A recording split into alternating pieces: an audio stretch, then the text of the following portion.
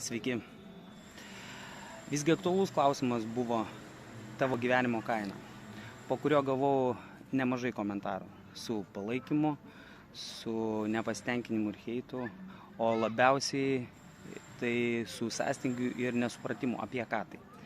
Nors tai nebuvo apie bomžą, ne apie karalių, netgi ne apie tavo pajamas, o gal greičiau apie vidinę būseną, kaip tu jautiesi, kur geri kavą ir su kuo bendrauji.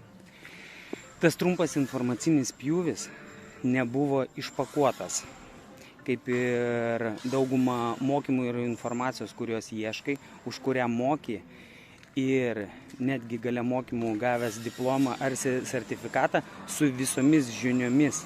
Negali to išpakuoti. Pagrindinis kriterijus dėl ko? Dėl to, kad ateini su sena informacijos šiukšlių taurė ir sakai, įpilk man naujo gyvenimo ir šviesos. Ir gavęs tai lašelį, tai suvalgoma senų virusų ir grįžtama į senąją rutiną. Ir šiai dienai reikia ne naujos informacijos ar žinių, o ištuštinti savo senasias programas, ištrinti senus demonus, kurių beje pačiam padaryti tai nepavyks. Nes manau, kad ne vienerius metus bandėte.